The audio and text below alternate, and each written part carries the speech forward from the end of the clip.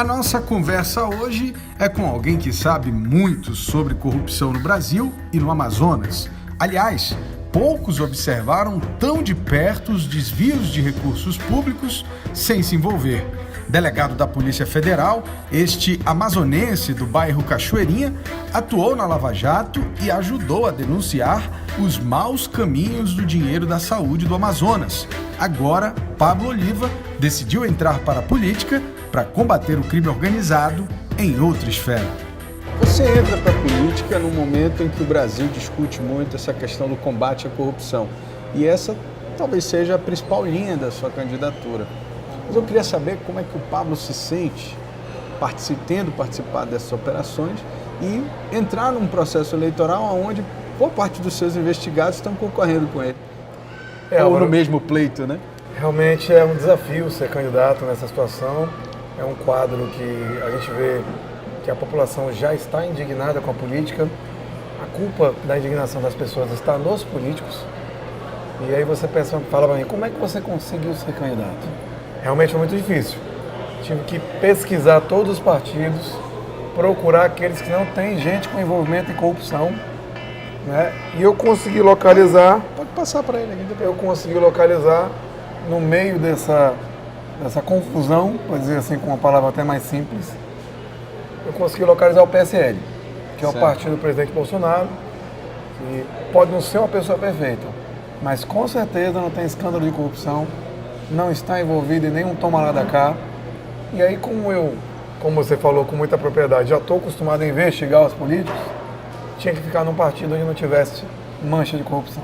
Mas aí eu queria que você falasse um pouco assim, existe uma mística, na verdade, porque a sociedade, no geral, ela conhece muito pouco dessas investigações. Óbvio que muita coisa é sigilo, mas assim, o que se tem notícia, efetivamente, são aquelas delações quando são autorizadas a divulgação. Quando não, a gente, na verdade, não tem nem ideia, né, do que efetivamente esses políticos fazem e como eles fazem. Eu queria que você falasse, assim, em linhas gerais, como é que é esse cenário realmente? É tão ruim assim? É muito complicado, é muito complexo, e a investigação, normalmente, ela se foca naquilo que tem melhor prova, naquilo que pode ser melhor colocado para dentro do processo, que pode gerar uma condenação mais precisa e acertada. Vou te dar um exemplo, só para você falar de operações policiais. O Marcelo Odebrecht, ele foi ouvido pela Polícia Federal e depois ouvido pelo Sérgio Moro. Eu posso falar isso de maneira aberta, até porque é um dado público. E quando ele foi ouvido pela Polícia Federal em Curitiba, o interrogatório dele demorou 44 horas. Na verdade, foi mais de um dia de interrogatório. Mais de um dia de interrogatório. Para que o Sérgio Moro pudesse ouvir ele por 2 horas.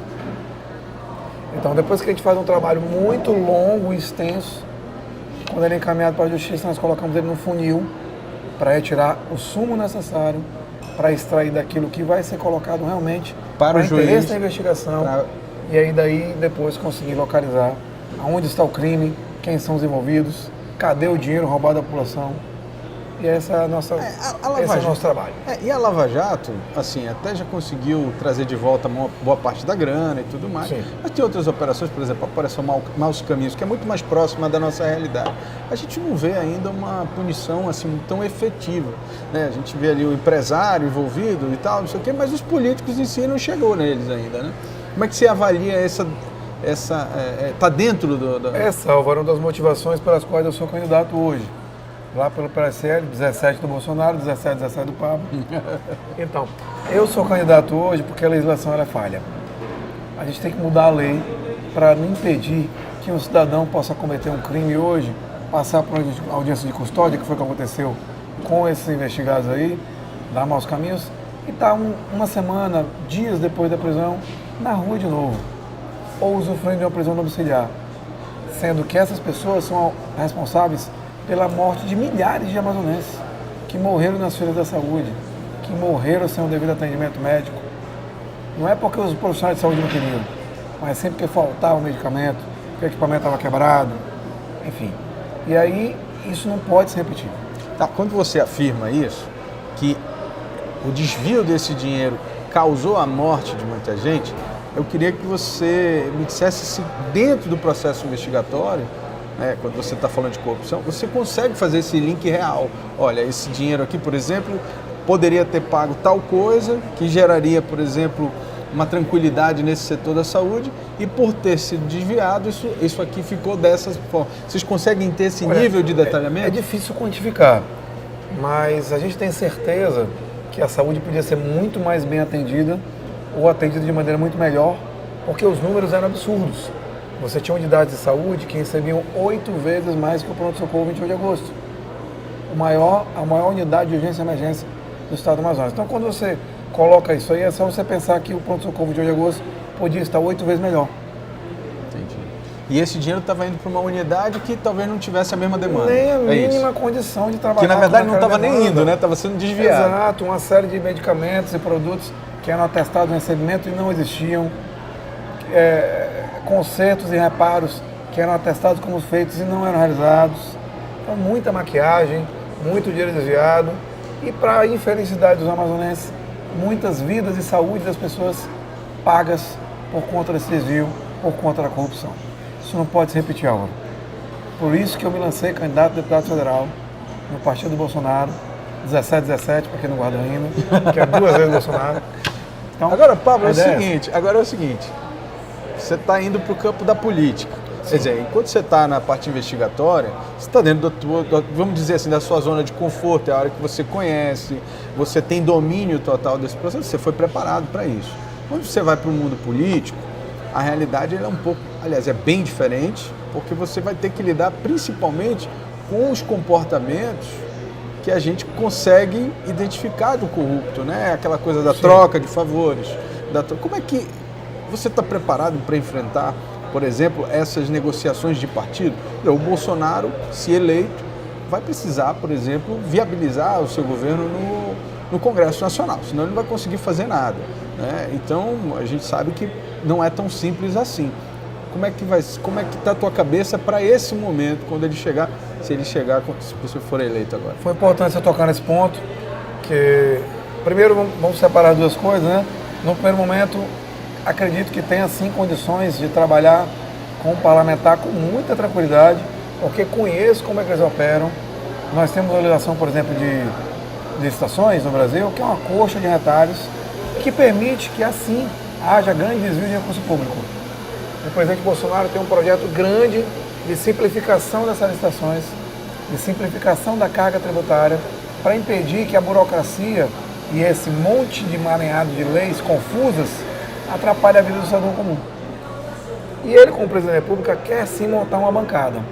E é o momento onde eu quero lhe contar a segunda parte da sua pergunta. Sair candidato pelo Jair Bolsonaro é poder ajudá-lo. Você que nos assiste hoje, que pensa em votar no Bolsonaro, acha assim, a minha melhor opção é o Bolsonaro. Para que o Bolsonaro possa governar, os parlamentares dele têm que ser eleitos. Eu preciso que você me ajude a chegar lá. Senão será impossível o Bolsonaro governar.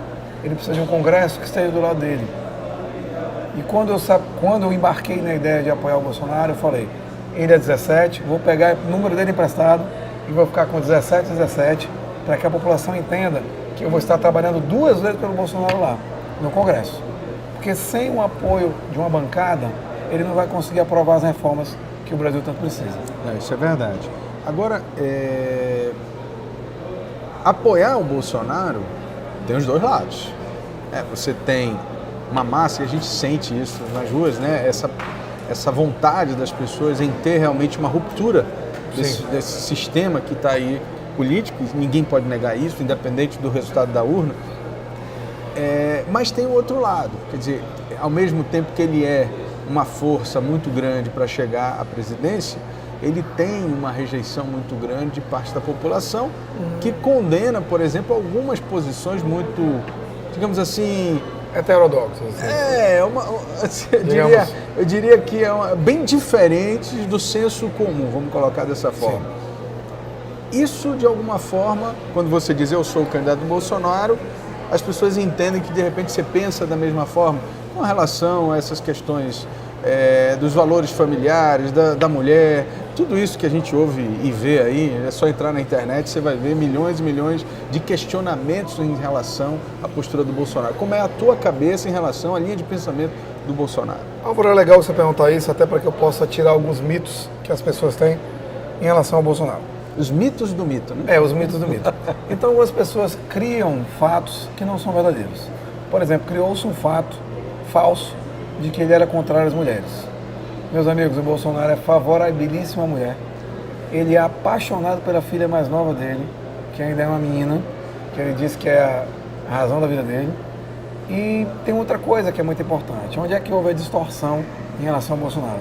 Ele falou que toda pessoa, seja homem ou mulher, tem que ser medido pela sua competência. E aí se criou-se um monstro dizendo que ele iria colocar sobre os ombros da mulher uma coisa mais pesada do que o homem e que eles seriam obrigados a fazer coisas iguais com salários diferentes. Ele disse que não. Se a mulher fizer um trabalho melhor que o homem, ela vai ganhar mais. E vice-versa. Não tem a ver com o sexo, tem a ver com a capacidade de competência, a gestão, entendeu? É uma ideia de você premiar quem pode fazer melhor. Pelo mérito independente do gênero. Pelo mérito gênero. independente do gênero, se é homem ou se é mulher. Outra coisa que se criou muito falsamente é de que ele é racista. Isso é falso. Bolsonaro não tem racismo algum. O que ele expressa são as opiniões que ele pensa. E aí muitas vezes algumas pessoas se incomodam com a opinião e acham que aquilo é uma agressão. Isso não é verdade. É a mesma coisa que você expressar uma opinião a respeito do time contrário que você torce. Eu não gosto do time X, eu não gosto do time Y. As pessoas não são obrigadas a gostar de todas as coisas. Não é porque você não compactua com aquela ideia que você é obrigatoriamente racista. Digamos que você torça para o Flamengo e não gosta do Vasco. Mas assim, eu não gosto do Vasco. Agora você tem racismo com o Vasco por causa disso? Não, eu gosto do Vasco. Então, veja você. Quer dizer, você não Tô pode... lá quase Tô lá rebaixado, mas guarda Vasco. guarda Vasco. Então, a ideia é essa. Você não pode, em cima de opiniões, colocar a pecha de que a pessoa é racista porque ela tem uma opinião A, B ou C. Tá, mas agora eu queria mudar um pouquinho de assunto para falar um pouco sobre temas que são importantes para a nossa região. Um deputado federal ele vai ter que tocar em alguns temas que são principais para a gente.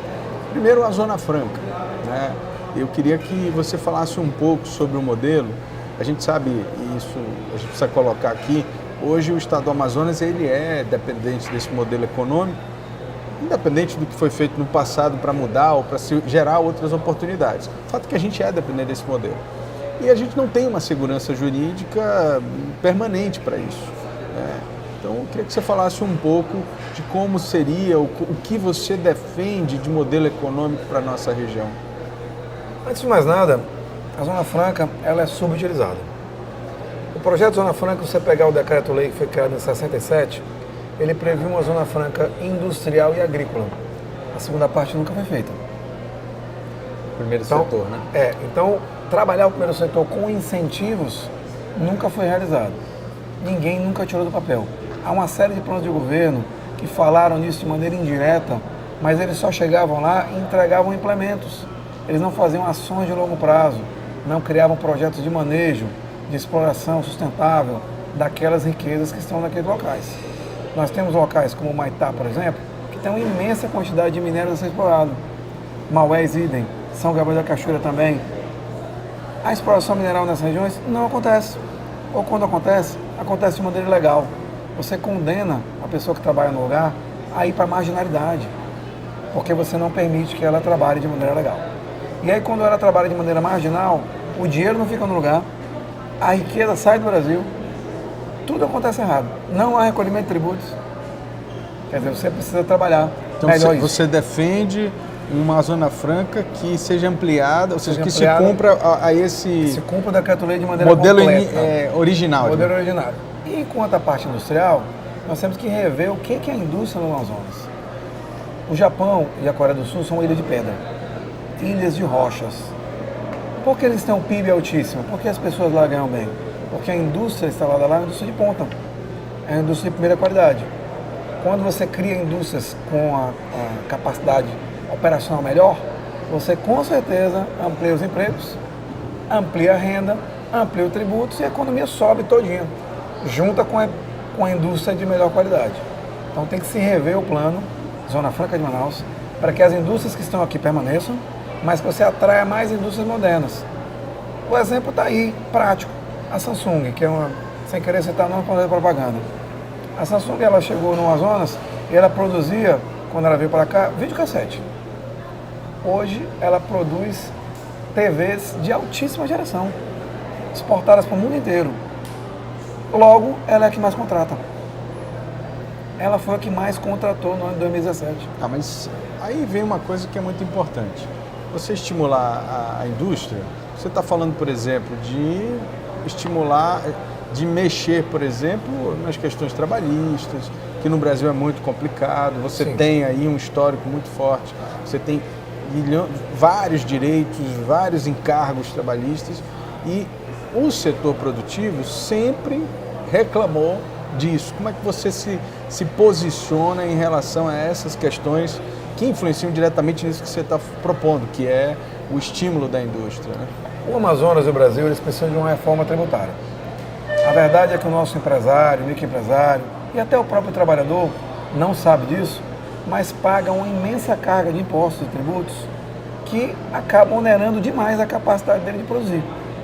Então, antes de a gente fazer uma reforma no trabalho, trabalhista, você mexer nos direitos dos trabalhadores, você tem que dar condições do empresário sobreviver, dele poder recolher menos tributos, do recolhimento do tributo ser simples. Há uma burocracia no Brasil absurda.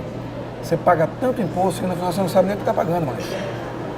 O presidente Bolsonaro, 17, e o Pablo, 17, tem projetos para rever essa carga tributária, unificar tributos, simplificar a maneira de recolher esses tributos. Com certeza vai diminuir a sonegação e as empresas vão melhorar a sua capacidade produtiva, teremos mais empregos assim.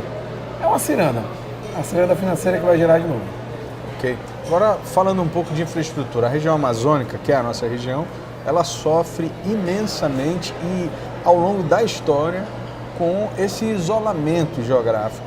Além da gente ter uma baixíssima densidade demográfica, ou seja, a ocupação da região é muito sacrificada porque a gente não tem autorização, né, até assim, de um senso comum de que a gente pode usar a floresta, a gente fica num isolamento. Estrada é difícil de construir, sinalização de rio é uma coisa que eu acho que distante, não sei se em outro país isso existe de uma forma tão que serviço de modelo para a gente, né? Mas assim, é uma coisa distante da nossa realidade e no final o que sobra? Uma região que não tem uma infraestrutura, principalmente de logística, que favoreça, por exemplo, esse desenvolvimento que você fala.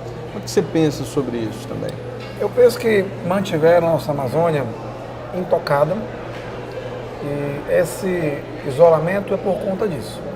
Ao invés de se trabalhar uma exploração sustentável da Amazônia, nas suas riquezas vegetal, mineral, animal, de pesca, optou-se, toda vez que se encontra uma grande riqueza no Amazonas, em criar uma área de preservação ou uma reserva indígena. E aí se coloca na conta daquelas pessoas que vivem naquele lugar a responsabilidade por defender aquilo. O Estado parece que tira dos seus ombros. Comunidades indígenas inteiras sofrem hoje com a invasão de pessoas que querem explorar aquelas regiões, porque sabe que lá tem minério, tem riqueza vegetal, riqueza mineral, riqueza animal, e você colocou na conta do índio defender aquele lugar. É mal pensado. Tem que ser revisto isso. Tem que ser colocado de uma maneira onde haja uma participação das pessoas que vivem no lugar, para a gente produzir riqueza no lugar. Tá? É só assim que o nosso Amazonas vai crescer de maneira longa e próspera. A gente não pode pensar no crescimento de hoje, só de agora. Todos nós temos filhos, netos. A gente tem que pensar no futuro do Amazonas.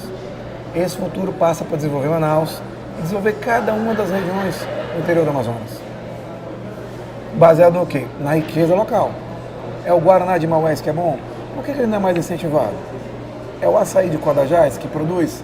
Por que lá não se tem o mesmo incentivo da Zona Franca para o cara trabalhar o açaí de Codajás? Por que o coitado do microempresário que trabalha na banca de cachorro-quente, lá na Ponta Negra, não tem o mesmo incentivo que a empresa de ponta? Está errado isso, a legislação tem que ser revista. Senão quem paga é o amazonense. Legal. Agora, eu queria que fizesse uma avaliação desse momento político que a gente está vivendo. Nós estamos aí eu acredito, entre dois extremos ideológicos, vamos colocar assim, a esquerda dividida ali entre uns 4 ou 5 candidatos, isso eu falo no plano nacional. Certo. Né? E a direita muito forte, mas concentrada num pensamento bem radical, para algumas, no modo de ver das pessoas. Você acha que o momento hoje é de pulso firme ou o Brasil precisa de um impulso mais equilibrado para tentar compor as forças? Pra não ser, tipo assim, para a dose não ser muito grande. Eu fiz uma palestra junto com o Leandro Carnal, onde nós colocamos 3.500 pessoas no Estúdio 5, e naquela palestra vários desses questionamentos foram colocados lá, e eu achei curioso, eu coloquei um ponto de vista, o Leandro colocou outro, e ele falou uma coisa engraçada. Ele falou que o nosso país está completamente cabeça baixa em relação aos valores. E ele citou um ponto assim bem normal do dia a dia. Ele falou que ele foi professor no tempo errado. Porque quando ele era aluno, quem mandava era o professor, hoje que ele é professor, quem manda é o aluno. A gente está no Brasil que tudo está de cabeça para baixo. Quando você tem um delinquente que comete um crime, quem responde é o policial e não o bandido. Quando acontece uma situação que alguém está sonegando tributo, que o Estado não pode competir, não pode fazer nada, alguém deve você dar um pino em você, dar um golpe em ti e fica impune, porque no Brasil dar golpe nos outros não gera cadeia. A gente está num país onde todas as coisas, todos os valores foram colocados de cabeça para baixo. Isso fez com que a população perdesse a paciência. Hoje o povo brasileiro quer soluções efetivas, fortes, nada de coisas paliativas, o que eu costumo chamar de em cima do murismo. Ninguém quer mais candidato em cima do muro. Ah, você não é nem A, nem B, nem C, nem café, nem leite. A população brasileira e o amazonense hoje quer soluções efetivas. Por isso eu sou candidato. O Bolsonaro é 17, seu amigo Pablo é 17. Eu preciso frisar isso porque as pessoas elas têm que gravar o número. É muito importante que isso fique na memória de quem está nos assistindo. E, como eu te falei, Bolsonaro não é perfeito, eu não sou perfeito, ninguém é perfeito. Todas as pessoas têm erros. Tem falhas. Hoje está se falando muito no voto útil, né? O que você acha disso? Entrou na moda falando do voto útil, é uma ideia interessante. Tipo, vou votar aqui porque, na verdade, eu estou combatendo tal... Para mim, o legal do voto útil é admitir-se que não se pode mais votar branco e nulo. Isso é importante. Primeira coisa, porque quando você vota branco e nulo, quando você diz assim, não vou exercer o meu direito democrático, você está deixando que outras pessoas resolvam por você. E aí como é que você pode, nos 4 anos seguintes, achar que o Brasil, o Amazonas vai bem ou mal? Tome uma posição, decida, escolha os melhores candidatos. E eu peço isso, Álvaro, porque me impressiona como ainda tem candidatos saindo aí, no nosso Amazonas, que não têm um passado corrupto, não. Eles têm um presente corrupto. Eles são investigados agora. Eles estão respondendo processo criminal agora. Vá você procurar minha ficha. Vá procurar você saber se eu respondo algum processo. Se eu sou acusado de alguma coisa. Do mesmo jeito que você pensa nos candidatos que estão aí. Em sua maioria, todos são ficha suja. Estão respondendo a processo. São acusados pelo Ministério Público. São condenados pela Justiça. Essas pessoas, eu acredito, e falo agora como eleitor, não merecem o meu voto. Espero que não mereçam o seu também. Fábio, para a gente encerrar a nossa entrevista, eu queria que você falasse se você tem esperança. Você que viu de perto esse turbilhão de corrupção que o Brasil foi envolvido, que vê, por exemplo, a justiça sendo colocada à prova a todo momento. Quer dizer, o próprio tripé da democracia está em risco, né? Quando se ataca um ou outro. E aí a gente entra num processo eleitoral. Logo em seguida vem um processo eleitoral onde o eleitor vai ter que tomar uma decisão agora. Eu queria que você falasse se você acredita que o Brasil tem jeito, que essa eleição vai mudar alguma coisa efetivamente, né, do ponto de vista prático mesmo. O que você pensa aí desse momento? Eu não só acredito que o Brasil tem jeito, como eu acredito que o Amazonas tem jeito. Eu acho que todo o povo amazonense não pode perder a fé. A gente vê a nossa classe política deteriorada, a gente vê uma série de pessoas que dizem nos representar, na verdade só está representando eles mesmos, e a gente perde um pouco da esperança. Mas não perca a esperança. Acredite em pessoas boas. Acredite que o Brasil e o nosso Amazonas pode melhorar. E olha, eu vou te contar uma coisa. Eu acredito nisso. Porque eu não tenho casa fora do estado do Amazonas. Eu não tenho 2 passaportes para sair do Brasil. Ou eu melhoro o meu estado como está, ou eu vou padecer aqui mesmo. Por isso eu resolvi ser candidato. Junto com o Bolsonaro, que é 17, o Pablo é 17, para defender os amazonenses. Brigar para o nosso estado. Mas brigar do jeito que eles não estão brigando. Pablo, Obrigado, meu irmão. Sucesso. É um prazer te encontrar de novo. Sucesso. Sempre bom. Sucesso. Muito obrigado. Um grande abraço. Um abraço a todos. Se você curtiu a conversa política de hoje, dá uma conferida nos outros episódios no canal BAN no YouTube ou na página do site O Poder e do site Imediato no Facebook. Toda segunda-feira, à noite, tem novidade.